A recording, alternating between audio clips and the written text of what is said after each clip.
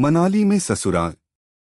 मनाली के ठंडे और शांत वातावरण में पहाड़ों की रानी के रूप में मशहूर मनाली में एक ऐसी कहानी छुपी हुई थी जिसे सुनकर हर कोई हैरान रह जाता था।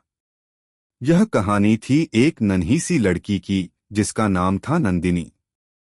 नंदिनी का विवाह दिल्ली के एक प्रतिष्ठित परिवार में हुआ था और उसे अपने ससुराल में बहुत प्यार और सम्मान मिला था। लेकिन उसकी सास, जो एक सख्त महिला थी, के साथ उसके संबंधों में समय समय पर तनातनी हो जाती थी। अगर आप अपनी माँ से प्यार करते हो और उनको हमेशा खुश देखना चाहते हो तो चैनल को सब्सक्राइब करो, लाइक करो, जय माता दी कमेंट करो। बहुत ही जल्द आपको खुशखबरी मिलेगी। प्लीज वीडियो को लास्ट तक जरूर देखें। अब आगे सुने। यह कहानी सास बहू के रिश्तों को समझने और इस रिश्ते में प्रेम, विश्वास और समझ का एक खूबसूरत उदाहरण पेश करती है। नंदिनी का दिल्ली से मनाली आना। नंदिनी का विवाह दिल्ली में हुआ था। वह एक छोटे से गांव से थी जहां उसके माता पिता बहुत साधारण जीवन जीते थे। लेकिन जब वह दिल्ली आई तो उसकी दुनिया बदल गई। उसके ससुराल में एक आलीशान घर था और हर सुविधा उपलब्ध थी। उसकी सास शारदा देवी, जो बहुत ही प्रभावशाली और अपने घर में रानी की तरह शासन करती थीं, पहले दिन से ही नंदिनी से बहुत उम्मीदें रखने लगीं। शारदा देवी को अपने घर की शांति और व्यवस्था से बहुत प्यार था और वह कभी भी किसी भी बदलाव को बर्दाश्त नहीं करती थीं। जब नंदिनी अपने ससुराल आई तो उसे हर चीज नई और अजनबी लगी। शारदा देवी ने पहले दिन से ही नंदिनी को अपनी सास की तरह काम करने के तरीके सिखाने शुरू कर दिए।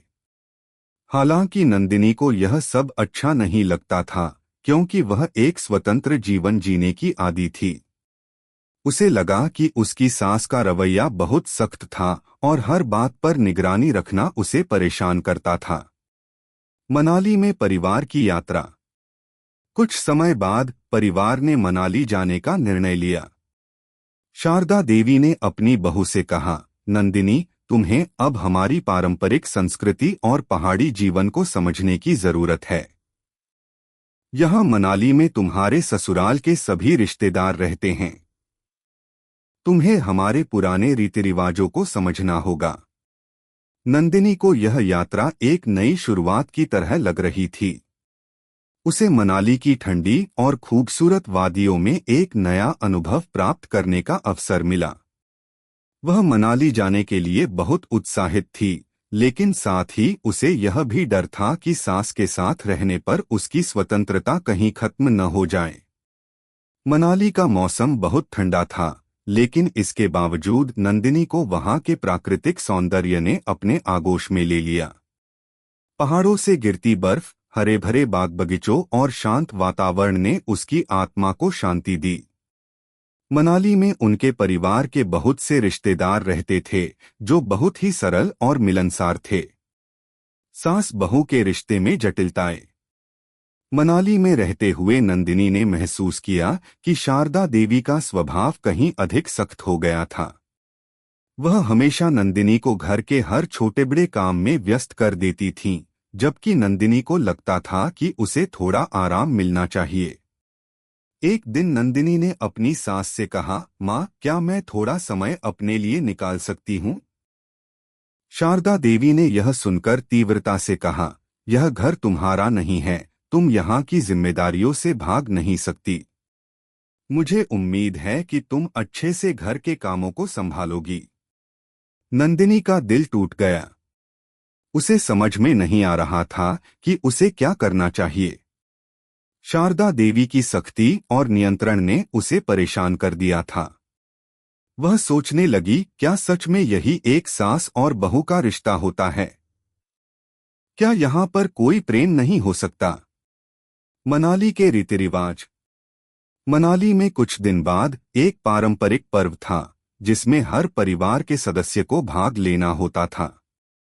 शारदा देवी ने नंदिनी को इस पर्व के लिए तैयार होने के लिए कहा और उसे पारंपरिक पहाड़ी परिधान पहनने की सलाह दी। नंदिनी को यह थोड़ा अजीब लगा क्योंकि उसने पहले कभी इस तरह के परिधान नहीं पहने थे, लेकिन उसने अपने दिल में शारदा देवी के लिए सम्मान रखा और वह तैयार हो गई। पर्व के दिन जब नंदिनी ने पारंपरिक परिधान पहना और घर के आंगन में चली तो सभी ने उसकी सराहना की। शारदा देवी ने नंदिनी के चेहरे पर मुस्कान देखकर सोचा, शायद इस लड़की में कुछ खास है जिसे मैं अब तक नहीं समझ पाई थी। समझ और परिवर्तन की ओर एक कदम। मनाली में कुछ और दिन बिताने के बाद नंदिनी और शारदा देवी के बीच का रिश्ता धीरे धीरे बदलने लगा। एक दिन शारदा देवी ने नंदिनी से कहा, तुम्हें इस घर में रहने के दौरान कुछ बदलाव तो आना ही था। अब मैं समझ सकती हूँ कि तुम एक स्वतंत्र लड़की हो और तुम्हें भी अपनी स्वतंत्रता की अहमियत है। तुम्हारे साथ बात करने का तरीका बदलने की जरूरत थी। नंदिनी को यह सुनकर बहुत अच्छा लगा। उसे लगा कि उसकी सास अब उसे समझने लगी हैं और वह उसे अपनी पहचान बनाने का मौका देने लगी हैं। नंदिनी ने अपनी सास से कहा, माँ, मैं भी आपको समझने की कोशिश कर रही हूँ। हम दोनों को एक दूसरे के तरीके से काम करने की आदत डालनी होगी। यह वह क्षण था जब नंदिनी और शारदा देवी के रिश्ते में बदलाव आया। अब नंदिनी को अपने ससुराल में खुद को साबित करने के लिए ज्यादा संघर्ष नहीं करना पड़ता था। शारदा देवी भी अब उसे ससुराल की जिम्मेदारियों में सहयोग देने लगी थीं, लेकिन कभी कभी जब जरूरत पड़ती थी वह उसे कुछ पारंपरिक तरीके और रीति रिवाज सिखाती थीं। नतीजा, सास और बहू का सामंजस्य।